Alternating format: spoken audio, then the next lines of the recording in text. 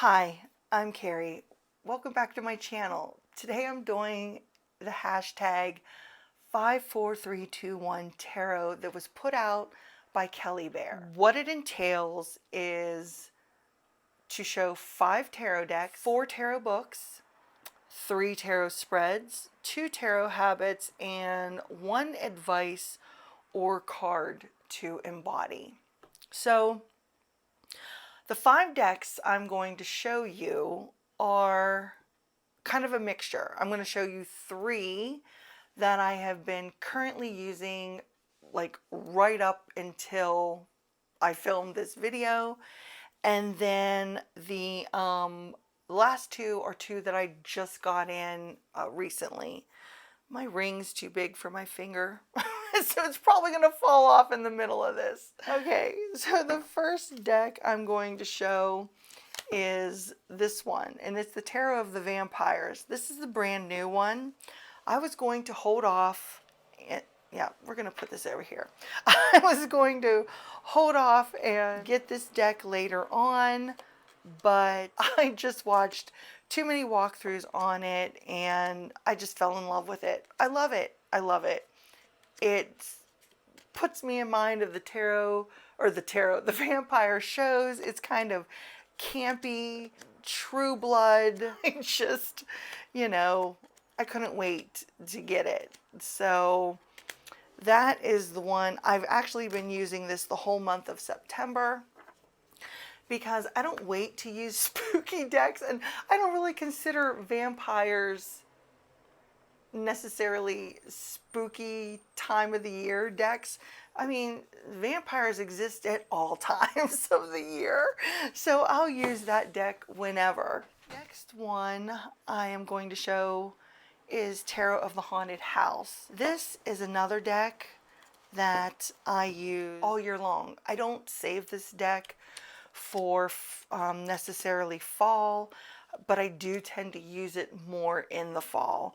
But I like to use this deck when I'm feeling like I'm lost. Sometimes I'll pull this one out, or if I feel like something is missing, I'm just missing something. That's what this deck is. It's this journey of this woman through this haunted house, and finding her way and discovering different things about herself and the house in general. And that's kind of like when I pull it, when I feel like something's missing inside of me, or I'm not getting it, or whatever. I will see what this deck has to say. The third deck that I have been using recently, this is the Dreamkeepers Tarot. I've shown this on here on my channel several times before in multiple different VRs. I love this deck, and I also feel that if I wasn't using this for ancestor work, this is kind of like a fall winterish type deck for me. But right now it is ancestor specific, which I will talk more about that. I'm going to do a whole other video because I just got in the Beloved Dead Oracle, and I think I'm going to be using that with this. So this is another one that I've been using. So the other 2 decks are new, but I bought the Fifth Spirit Tarot by Charlie Claire Burgess, and this deck technically is not my aesthetic, but there was just something about it. When I had seen the very first walkthrough, I said, nope, not for me. I'm not getting that deck. And then I saw another walkthrough, and then I saw it used in some spreads, and I was like, it was just like something that was calling to me. And the thing I think that I was resistant about when it come to purchasing this deck is the pips. I have said multiple times on this channel that I don't like pip decks, and here I purchased a pip deck. It's more of a scenic pip deck than just your standard pip. I only have 3 pip decks, but these images on this card, they're just fantastic, and the cardstock is beautiful for it being Hay House. I don't think I've ever seen this cardstock on Hay House before. So I really, really, really wanted to get this and explore it, and I think it's really going to push me in that pip style, kind of like the Dream Vision deck has. And it puts me out of my comfort zone, and sometimes that's what you need, is pushed out of your comfort zone. And the final deck that I picked up is the Weiset Tarot. Now, this is another one that is kind of goes against everything I've said on the channel, because if you've been here from the beginning, you know that I said I didn't really connect with the standard images of the Rider deck, basically, Weiset deck, whatever. I didn't connect with those. And I rarely use a standard Rider Waite deck. I always pick a clone. I have a whole cupboard full of Rider clones because that's what I gravitate towards. I don't do Marseille, and I'm really not into Thoth, however you say it. But this one, it was so pretty. I like the watercolor effect of it, I guess. And over the summer, I found myself pulling out my Radiant Rider Waite deck, and I enjoyed it. And I thought, you know, I'd like to have another Rider Waite Smith deck. And I really liked, I think it was Jamie Sawyer's deck. I can't remember what it was called. Was it the 1909? I can't remember what it was called. The one that she redid and she watercolored it. And does it have words or something like that in the background? I was going to get that. I really wanted it, but I didn't want to spend the money on it. I know that sounds cheap, but it's true.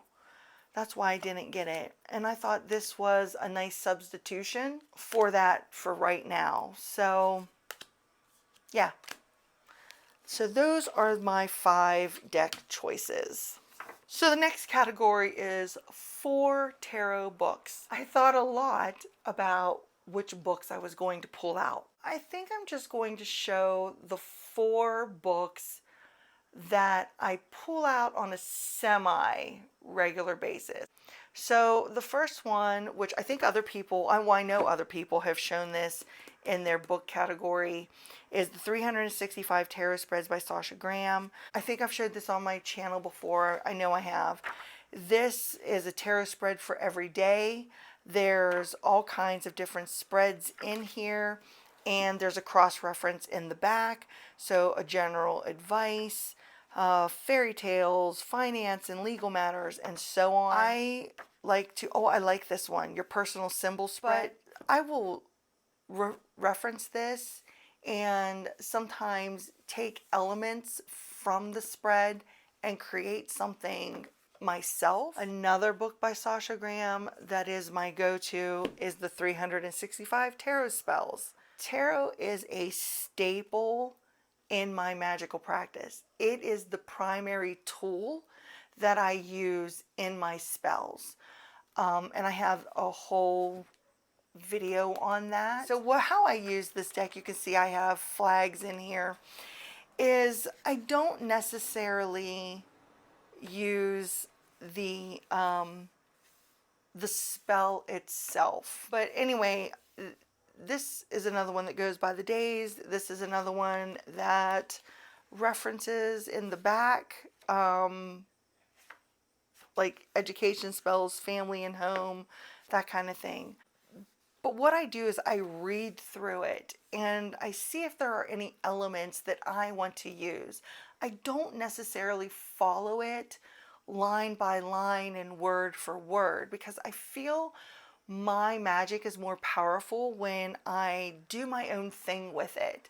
So I really use this as a reference tool for a certain card that I may want to use in spell work, or maybe something to add in, like another ingredient, or whatever that may be. That's what I use this for, as a reference book, not to do the spell as written, but for me to take elements from each one and create my own. So that is my second book. My third book is Tarot for Self-Care by Minerva Siegel.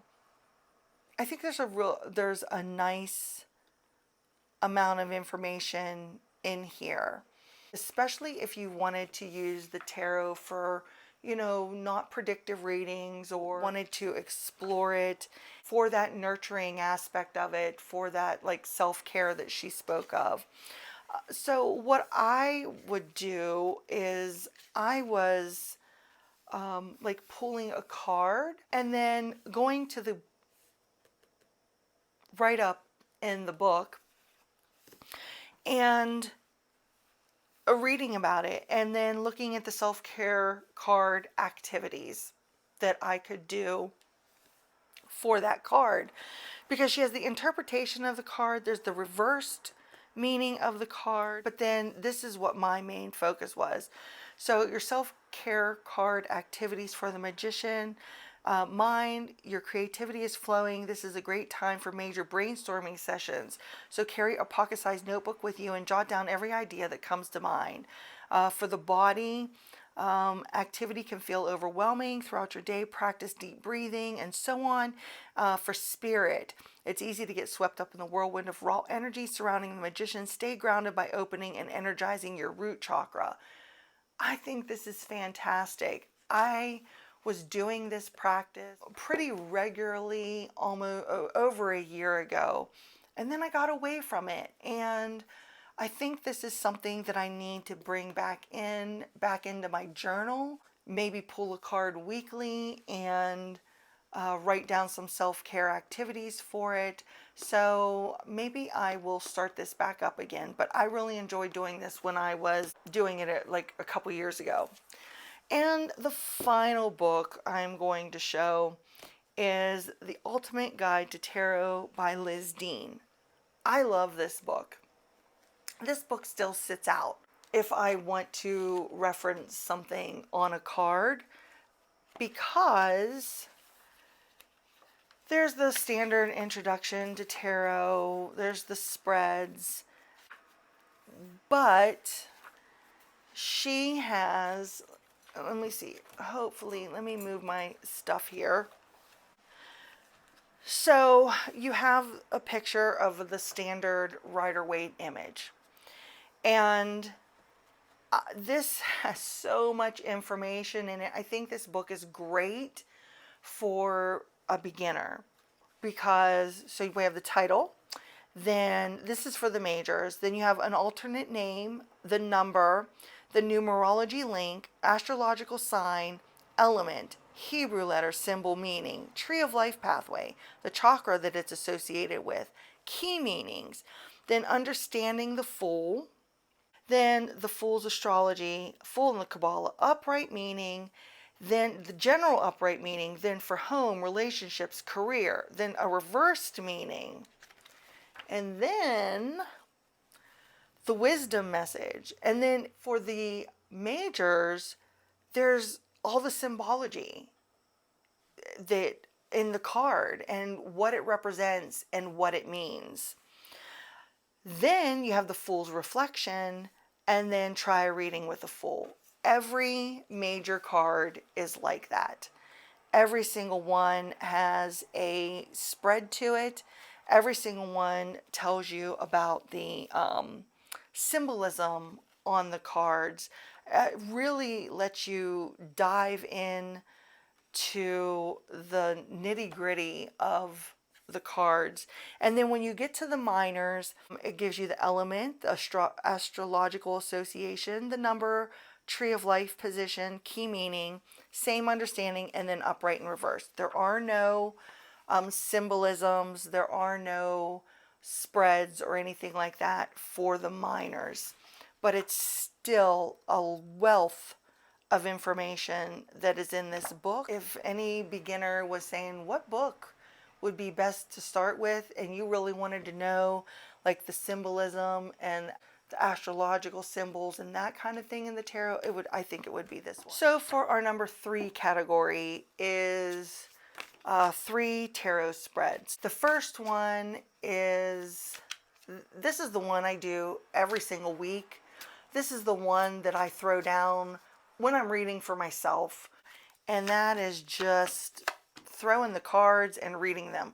They have no position. I may start with the center card and then read it like that. I may start here and read across. If this is the card that draws my attention, I'll start here and read backwards if I have to. And then I will just start layering on top of that. That is my go-to. This is how I read for myself. This is another one that I do, and this is Pathways spread. And I have a whole video on this. And that is where I will pull a card to represent the situation at hand. So if I was thinking about taking a job, but I really wasn't sure if I should. So pathway 1 is not taking the job, and pathway 2 would be if I took the job. I have a whole, like I said, a whole video on this where I use the Tarot of Curious Creatures, and then I compare the cards. I look to see where the people are facing, and then it helps me to see, like, you know, where maybe my heart is being pulled to, or maybe where the better path for me would be. The last spread that I like to do is like an internal check-in, is an elemental spread. This is very similar to the one I did for the Citadel Oracle on my channel, but you have I pull a card for water, I pull a card for fire, I pull a card for air, and I pull a card for earth. And then I pay attention to the card that is sitting in that element. So for water, this is about my emotion and relationships, but I've got the 6 of Pentacles. There's a lot of grounding energy that is going on when it comes to my emotions. So I feel very grounded and rooted in that, is what I would say. And then there's, you know, there's a lot of equal give and take that's happening with that. So I would say, you know, that this is kind of balanced. And then the fire element is your actions that need taken, or passion that coming to the forefront right now. And then, you know, you got the Page of Wands here. So that's a double fire right now, some action that needs taken. And that's how I would see that. And then for the air, my communication center. But I have a wand, the King of Wands here, in an air suit. So maybe I am being a little bit, coming across a little too passionately in my communications, and not being as level-headed as I should be. And it may be affecting how my point is getting across.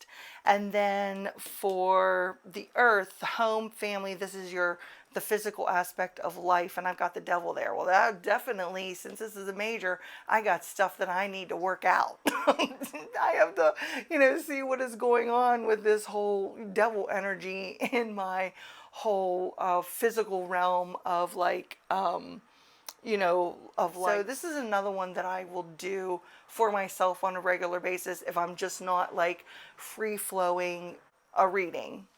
So the next category is tarot habits or paraphernalia, and you have to list 2 of those. My first tarot habit is, when I get a new deck, I like to use it for an entire month. I don't want to just do, you know, a couple readings with it and say, oh yes, this is going to be a good reader, or oh, me and this deck aren't getting along. I want to give it time. I want to understand its energy, because I personify my decks. Each one of my decks holds a different energy to it. They all read differently. I can really use my decks if I wanted to for any and every reading that I do, but I like to use my deck for a period of time so I can really get to know it and understand it before I think that it's not going to work for me, because I wanted to get to know that deck. I wanted to see how it read for me consistently week after week after week.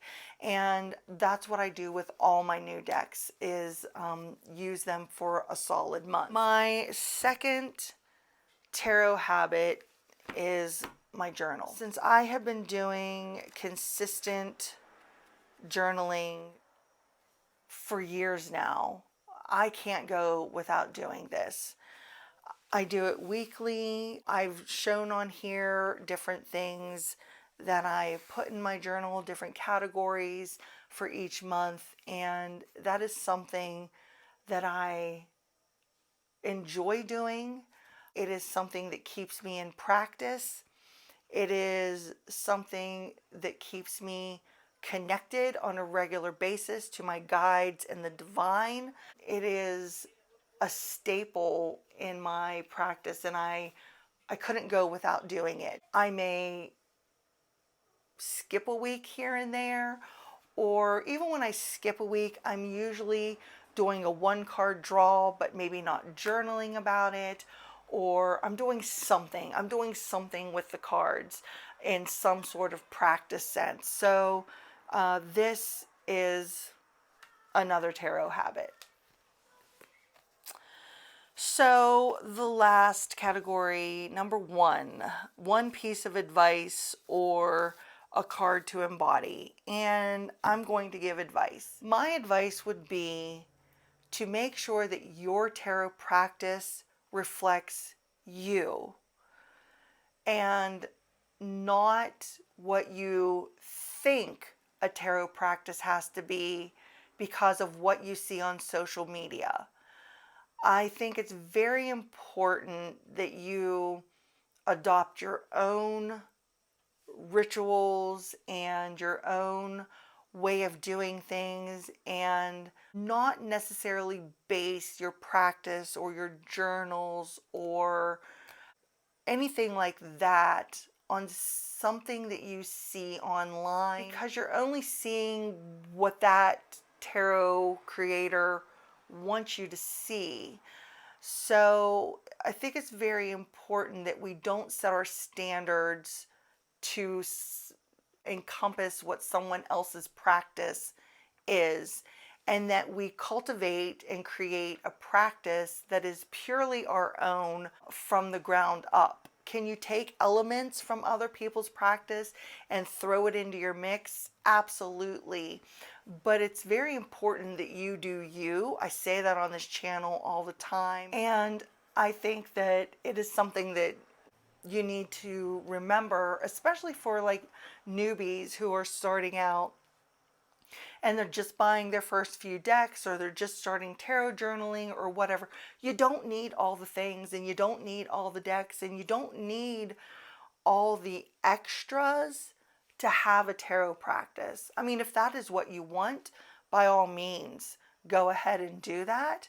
But it's not necessary in order to build a practice. So just make sure that whatever you're doing in your practice, that you're really doing for you, that it is benefiting you in some way, and it is benefiting your practice in some way. It just matters if the practice is enriching for you.